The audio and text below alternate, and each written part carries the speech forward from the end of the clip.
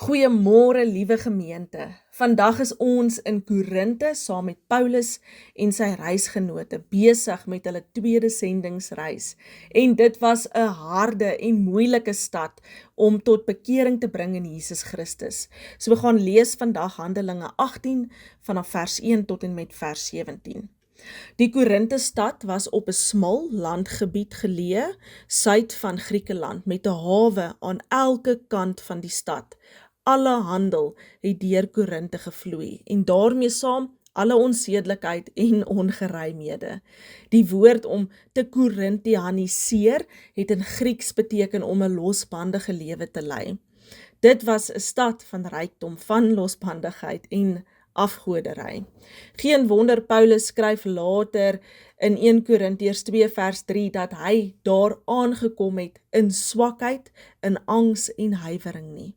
En juis hier, in hierdie oorweldigende stad, kom die Here in die nag na Paulus toe en sê, moenie bang wees nie, hou aan met preek en moenie stil bly nie, want ek is by jou, want in hierdie stad behoort baie mense aan my, soos wat ons lees in Handelinge 18 vers 9 tot 10. So let op, God sê nie, ek gaan mense soek vir my nie, maar hy sê, in hierdie stad behoort baie mense aan my, reeds.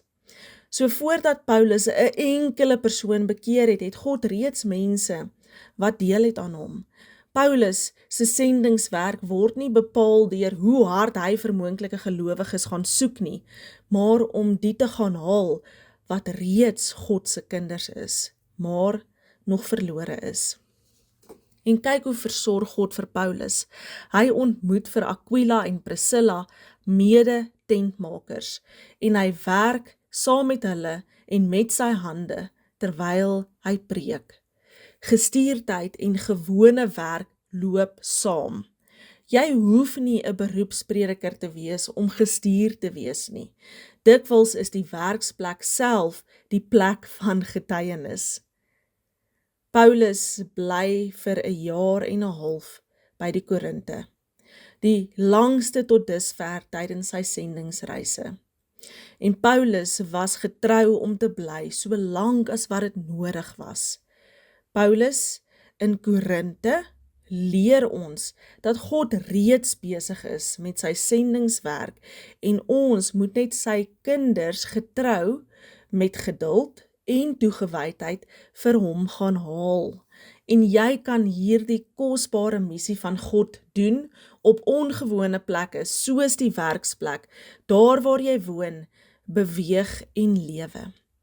So vra jouself vandag, is daar 'n plek of taak waar God vir jou sê, bly, moenie ophou nie, terwyl jy eintlik verby wil hou. Kom ons bid saam. Liefdevolle Vader, in my eie Korinte, waar dit moeilik en oorweldigend is, herinner my dat U my roep om te luister wanneer U sê, ek is by jou, ek het baie mense hier. Gee my die moed om te bly en nie stil te bly nie, en uit te reik en met moed oor Jesus Christus te praat. Amen.